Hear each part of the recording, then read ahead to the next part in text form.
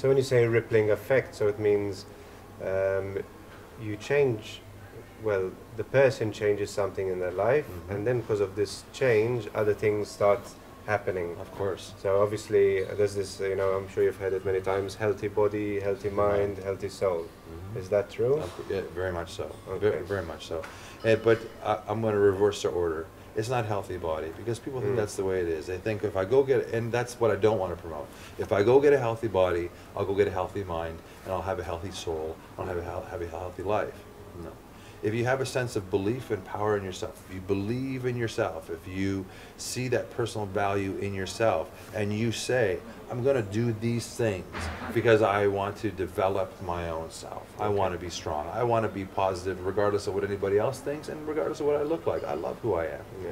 You have that attitude, you carry that attitude in tomorrow, then you eat well. Why? Because you value yourself. When you value yourself, you take care of yourself.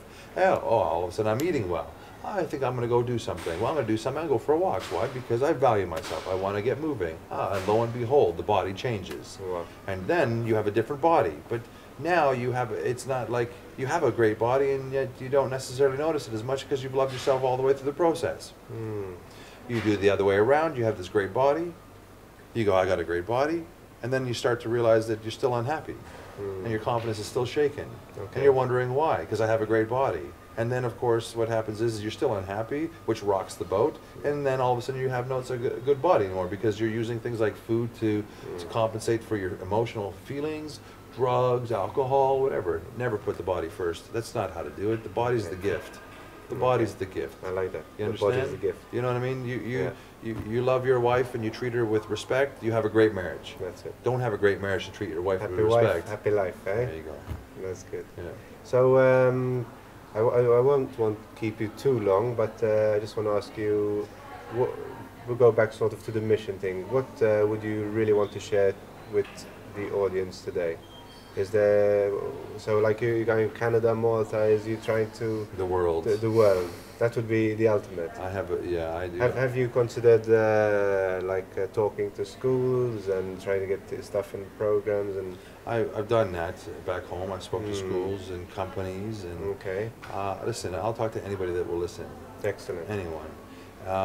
Because we need to hear positive things. Yeah. My mission is to show people this is where it all starts. Yeah. You know, big business. So life can be good. Life can be is fun. Life. Of course it can be. Like of course it can. Or we can spend our life focusing on the negative things and even there are people who are not confident, who have had a bad past, who maybe don't have money, who don't have this. It can all happen. It can all happen, but but even if you don't have money, you can still have a happy life. You know, our circumstances don't make us who we are. Exactly. We make our circumstances, right? So, you know, whether you have money, you don't have money. You know, people say, well, it's easier said than done. That's right. With that attitude, it's easier said than done, right? I mean, my mission really is just to share with people that you want happiness. Yeah. Happiness comes from within, and nobody, nothing, no money, no job, no car, no nothing is going to give you internal peace. Peace comes from within inside, and you've got to spend some time to develop that. If you can work 16 hours a day to make $1 million this year, okay, makes sense. 16 hours a day, a lot of investment, and it works. Put that time into yourself and see what kind of a millionaire you become. Yeah. You know what I'm saying? That's it. It's totally different. And then the riches, whatever you do get, are riches. Yeah. Are riches. You ask a starving man if he cares whether you give him bread or a steak. Anything.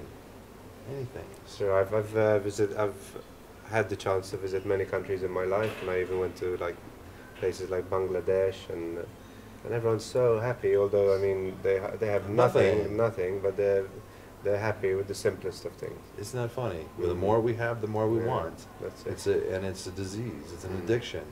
I was just saying today, you know, like, you know, people value things. I buy an iPad, it costs me $1,000, and in 6 months there's a new one. I got to buy the new one. You know, it doesn't make anybody happy, right? But there's no value in products like that or things. But we're so caught up in all that because everybody's got it. It's the in thing. Well, the biggest fad in the world should be the fad of self-preservation. I see. Just taking care of oneself. That should be the fad. You just got me thinking to one thing. What about children, for example? Because do you think that children nowadays, compared to, let's say, maybe 30, 20 years ago, is there a difference in their upbringing and sports? And like, for example, if you take a place like Malta, when I was young, you could go out and play in the streets. You could play football. Now every street has become a main road. Most of the kids, I'm assuming, they're staying at home playing computer games, watching TV. What's your take on that? That's tough. I mean, again, are kids different? Yeah, they're different. The kids, I don't know so much about here, but kids are forced to grow up a whole lot faster. They're not as naive as long, which is maybe a good thing and not always a good thing. They come from split homes.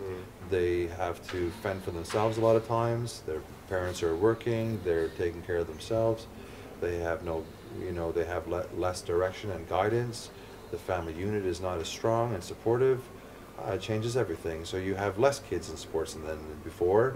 You have more kids in gangs, and you have more kids in situations where they're getting that support and love that they were looking for from home, from their fellow gang members or teammates, or whatever the case is, right? So do I think it's different? I think it's very different, and I think we're in a technological age where, everybody's plugged in. Yeah.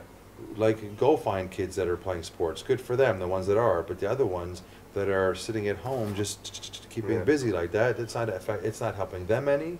I mean, it might keep them quiet, and the parents are happy because they're quiet, but that's not a good thing. Our message here really is, it's in communications then. It's like spreading the word, and that with enough self-belief, then you can have that power, you can get the life you want. I believe that without a doubt. It's a good way of saying it. John, it's been a real pleasure. All right, thank you very much for Appreciate taking your time. All right, no problem. And good luck with everything. All right, thank you very much. And we'll be following you for sure. All right, excellent. Thank you. All right.